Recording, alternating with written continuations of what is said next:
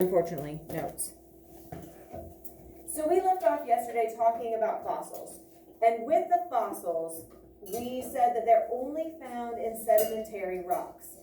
Sedimentary, you see the word sediment in that word, right? Sediments, like from weathering and erosion and deposition. So as that sediment gets transported through erosion, it eventually gets deposited or dropped.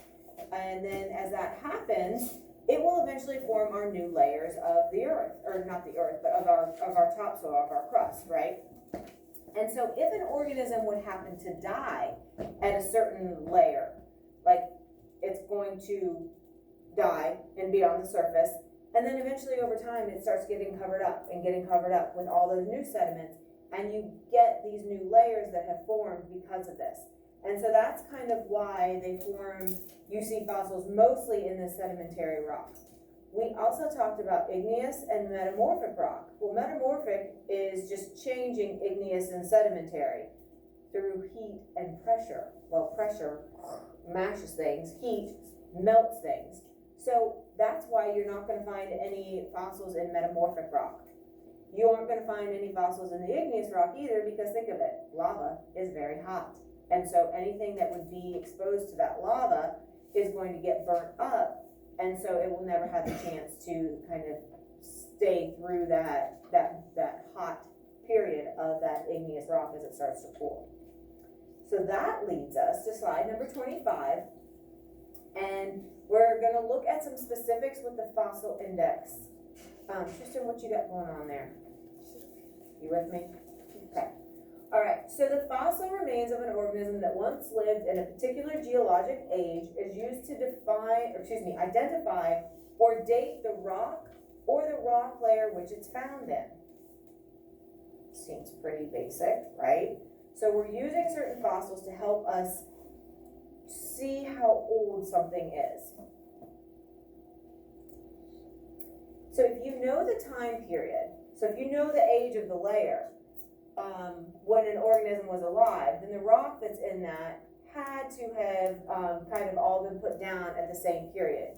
So if something dies today, it's going to lay on the surface until over time it gets covered up. So we would know that it lived and died at the time period where it's found. All right, so here's an example.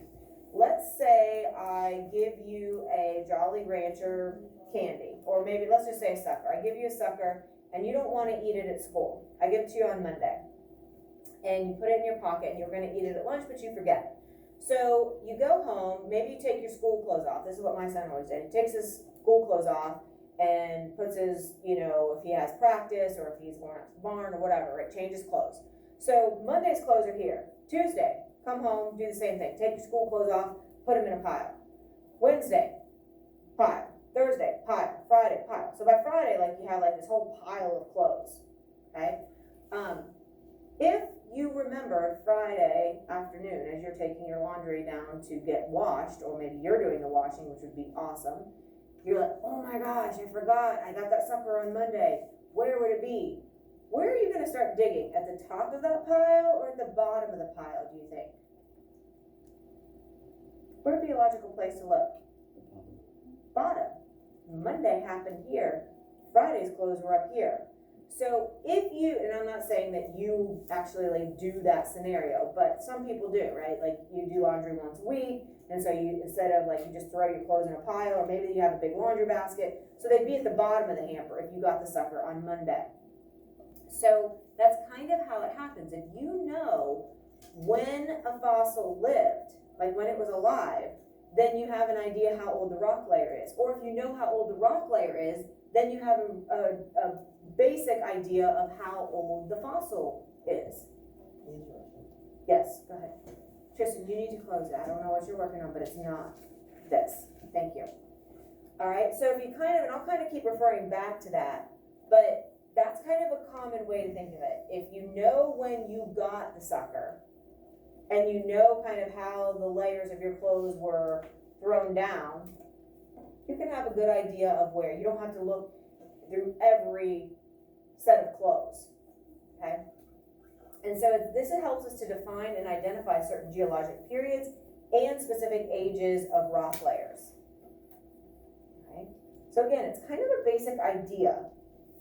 If something was alive, then it's going to die all within that same time period, and then it's just going to lay on the surface until it eventually gets covered up. So it's going to become part of that rock layer that it lived through.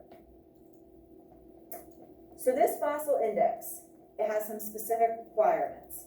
So for it to be useful, it has to be distinct and easily recognizable. It can't just be a blob, because then there could be other blobs. Is it all the same blob? Is it an organism that's a different blob? So we have some very distinct type of fossils that make them very recognizable, and that's helpful. They have to have something called a wide geographic distribution. We need to see them in multiple locations.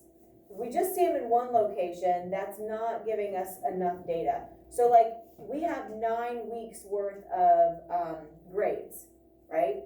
And so if I say, you know what, I'm only going to take the grades for one assignment, and that's going to count for the whole quarter. Is that fair? If I take 1 grade out of, let's say we have 25 grades. Well, that stinks, right? What if you had a bad day? What if that was a hard topic? What if, you had been sick and you came back and you weren't really totally comfortable with the material when you took the assignment? There's a lot of things that could impact. That's not a real good representation of what you learned or how well you did over a whole quarter, right? So we need to have like as much information as possible, right? So that's why it's nice to see this fossil in multiple locations. So we need to see that in each sample, in each section that we're looking at. But it needs to be a short range of time. And so we don't want to see it in every single layer. We want to see it kind of specifically in a certain layer. Short range of time.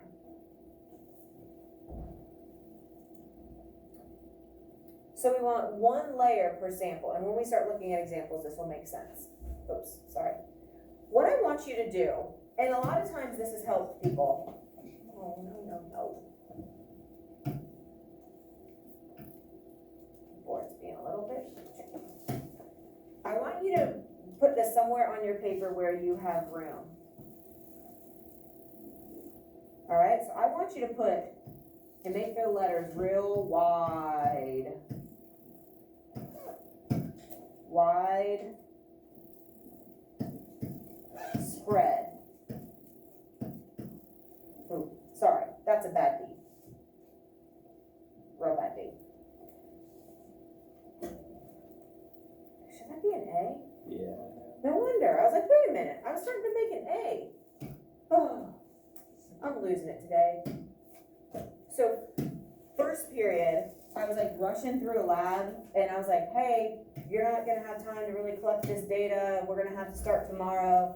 We had 15 minutes left in class. I was looking at the 40, thinking that we were about out of class time. We went to the 55, and they're like, we have 15 minutes to start collecting our data. I was like, oh, losing it.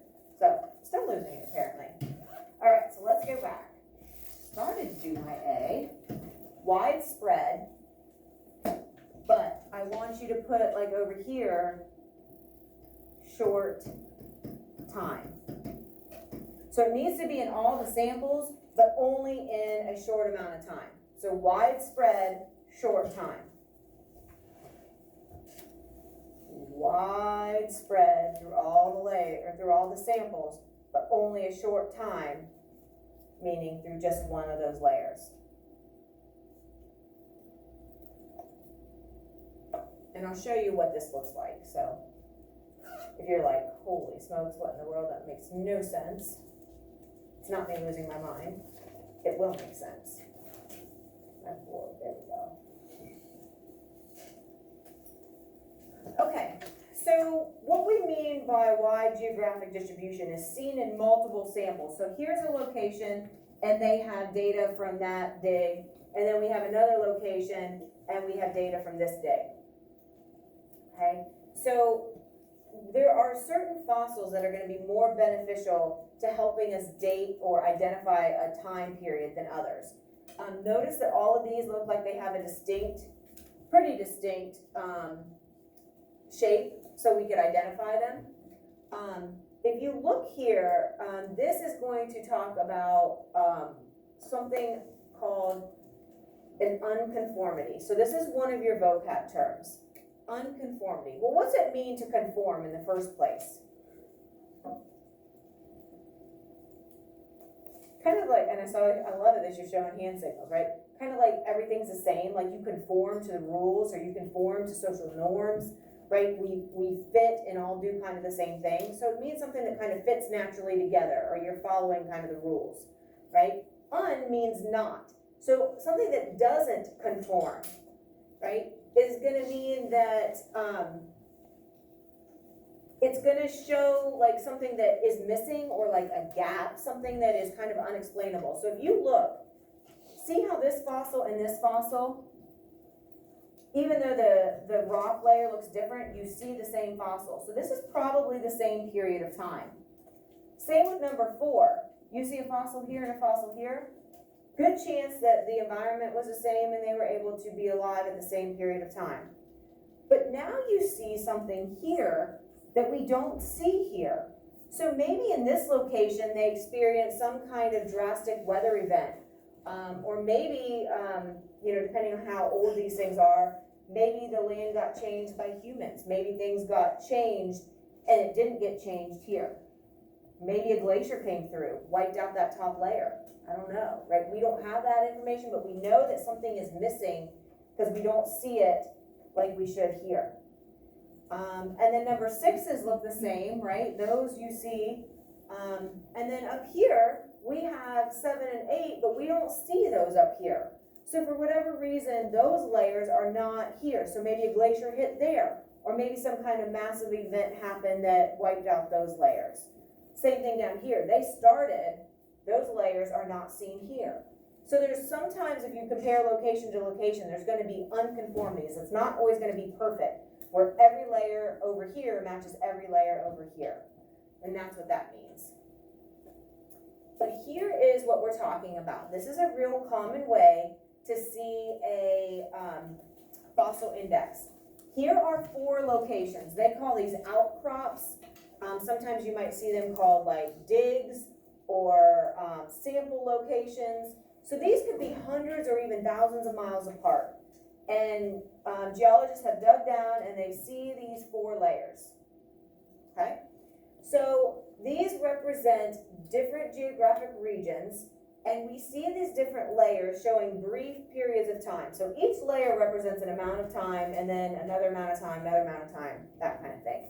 So when we're saying wide geographic distribution, we should see the fossil in each sample or each outcrop. But we only want it for a real short period of time, so that means we only need to see it in one layer. All right, so let's go through. We have 4 different fossils. Our job is going to be to try to pick out the best fossil to use as the fossil to help us identify a time period. So we want it to be in all 4 samples, but only one layer in each of those samples. So let's just start here. Actually, let's start over here at D. So I'm going to circle D with my green everywhere that I see it. Okay, I only see it in one spot. Is that showing wide geographic distribution if I only see it in one of my samples? No, so D is not going to be a good fossil index, or fossil to use in the fossil index. Look at this little moth, little butterfly looking one. I'm going to switch my color. Color always helps me to really separate things out. So I'm looking at C, my little moth. So here, here, here, here, here, here, and here. Do I have wide geographic distribution? Do I see it in all 4 columns? Yes. So first criteria, it meets. Second criteria is it only needs to be in one layer per column. That's good. Ugh. It's too widespread, too much time. So it's alive through all periods of time. Yes? Get your water? No, bring it to class. Bring it to class. All right, so this kind of kicks it out. This is good and this is good, but because it's seen through all these periods of time, it doesn't help narrow it down for us. All right, so that's not a good one. Let's go to blue. Let's go to our little, I think this is our trilobite. I see it here, here, here. Top. Yes, on top. Where, oh, thank you. Okay, awesome. Do I see it in all 4 locations? Yes. Do I see it? Oh no, right? It's in 2 layers here. It's in 2 layers here, 2 layers here. It's in 1 here, which would have made it good, but having it in too many periods of time does not help us narrow it down enough. Okay? So, sorry, B. Hopefully, we have a little bit better luck with our last one. So we're looking at A. So I do see it here, here, here, and here. Do I have it in all 4 locations? Yes. So now I ask, do I see it in just 1 layer per column? Yes, yes, yes. Finally, winner, winner, chicken dinner, right? A is going to be the one that is the best to use to help us determine the age of the layer. Oops. Okay, so here's where you fill in. B and C are found in several layers, but they're too much geographic time. So B and C, too many layers. D is only found in 1 layer, but it's only in 1 column, right? That green one. Don't see it enough. Lacks wide geographic distribution. So that leaves us with A. Only 1 layer, so it existed through a short period of time specifically, and it's in all 4 columns, so it is widespread. And that's how we use fossils to determine what would be the best fossil to use to include in this index, the index that's going to help us kind of nail down ages and when things were alive and time periods and things like that. Makes sense? And we'll do a little bit of practice with this because this usually is a topic that comes up on the test, the air test. Well, I guess it's not an air test anymore, your state test. We do have an awesome song that we will come back to and end the day with, I promise. It's a good one. You guys will really like it. You'll be like rocking out. Okay, so evolution. Evolution is the changing of organisms over time. We said that it is always a slow process, which is true. But some of the organisms experience is a little bit faster, so we call that rapid.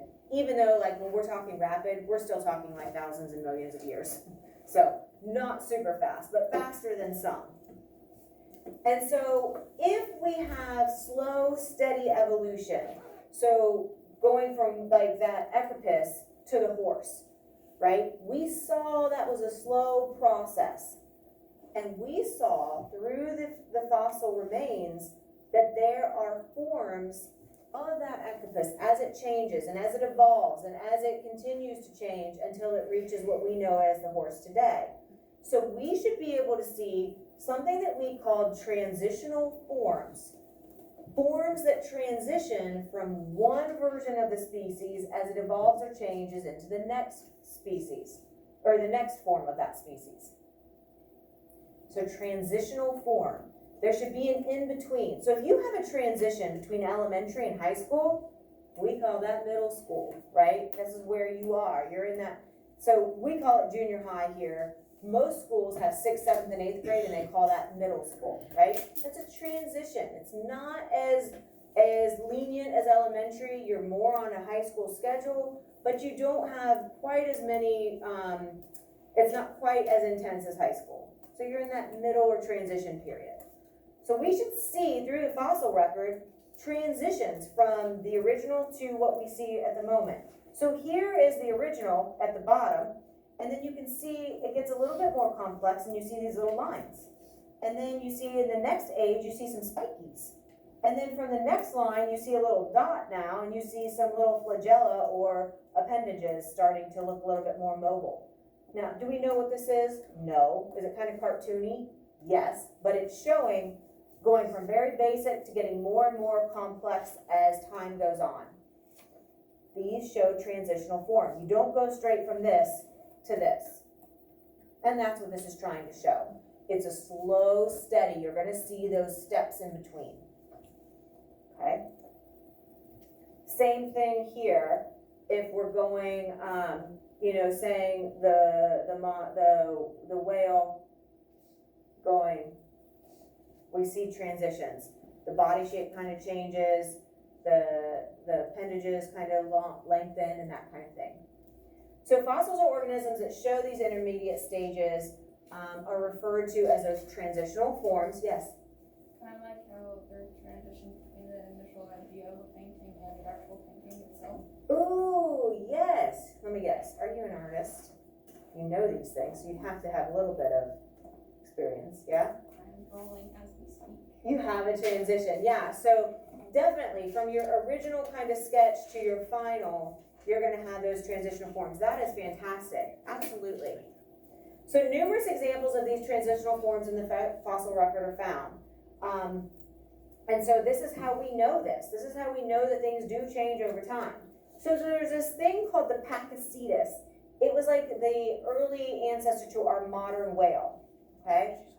They're the land mammals, and it's clear that they were related to the whales and dolphins because there is a very specialized feature that they have. Okay, so here's the Pakicetus. There's a nostril at the front of the skull. And then the gray whale today has the nostril at the top of the skull.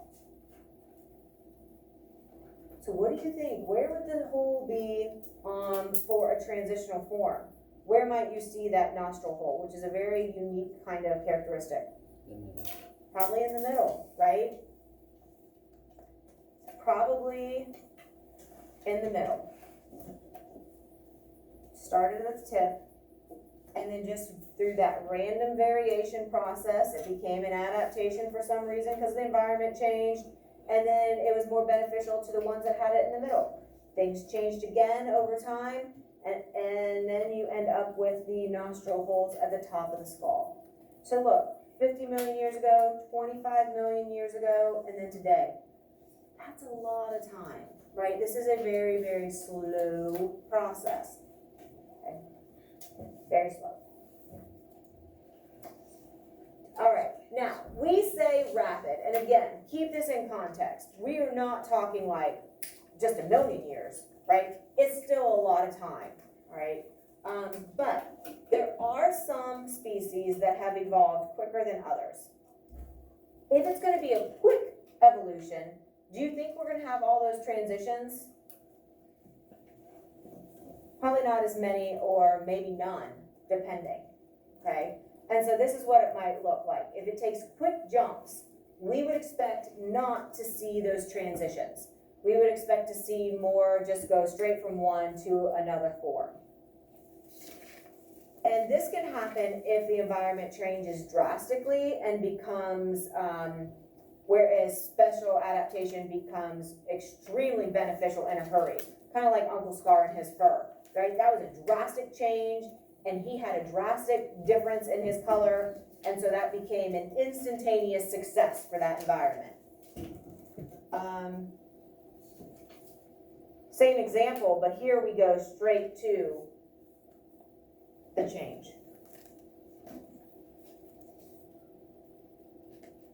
Okay, here, straight to it. Let's take a look over here.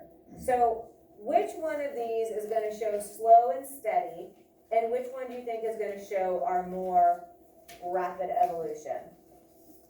So remember, the slow and steady is less dramatic. The more rapid is going to be pretty different. The one on the left would be the slow one, and the one on the right would be the rapid. Very nice. You don't see much difference. It's kind of a slow change You lose a little bit more of the white, a little bit more of the white, and until you're ending up with not much of the white at all. Here, you have the mixture, and then here you end up with almost all white, and here you end up with almost all black. Okay? So that one obviously is the rapid. You don't have a lot of transitions, it's a quick. Relatively quick. Okay. Two main concepts here that we have to finish this unit, and it has to do with dating. Relative dating and absolute dating. Alright, so to find the age of these fossils or these rocks, what does this mean? How do we do it? So relative dating has some very specific characteristics. It's only an estimate, and you are going to need to definitely know these. You're going to need to be able to identify what things, go with relative dating and what things go with absolute dating. You do it by comparing rock layers that are found above where you're looking and below where you're looking. And again, some of this you're like, what? Till we look at some examples, and then it kind of all starts to gel. So just kind of bear with me. The oldest layer is going to always be on the bottom, and the newest is going to be on top, as long as the layers haven't been disturbed. Because we know that because of plate movement, layers can get messed up, and we'll look at some examples of that. Okay? And we'll talk about what this thing is a little bit later. Oldest, or old, and then you have the older is at the, oldest at the bottom, and then older, and then they're saying this thing's the youngest, but kind of ignore that for the moment. Now, absolute dating is also known as radiometric dating. Radiometric is going to be a lot more specific and accurate. It's going to give, there are certain elements that are called radioactive, and they are going to give off bits of radiation, and they are slowly going to be decaying into a more stable form. Every element has its own unique, clock to do this. Like, it has its own set, decay cycle. And so we can use that information to help us determine how old something is kind of specifically. And we'll get into that more detail. Because each element does this at its own specific rate. It's a very identifying characteristic. Like carbon, I believe, is like 5,730-ish for its half-life. Other elements can be up to millions of years for their half-life. So we'll get into that. But we can determine how old an object is based on how much of that radioactive material remains. And this is something that we'll spend a ton of time on next year as well. Okay, so let's start with relative dating. Ew, it doesn't mean dating your cousin, okay? That's not the kind of relative we're talking about, right?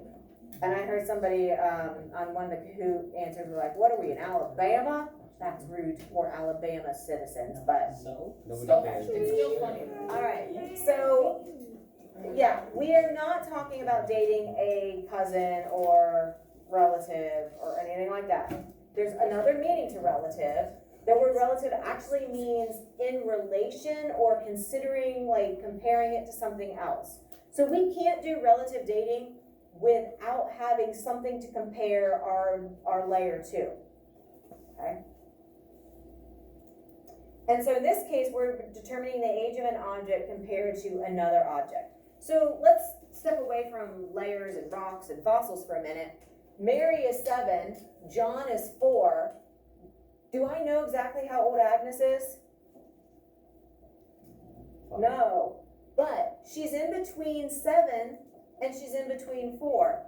She fits in that range. So if we compare her to Mary and to John, what could her possible age be? 5.5. Could be, right? That'd be a really good guess, right? Maybe it's 6. 6 3/4. Okay, could be. As long as she's not 7 and as long as she's not 4.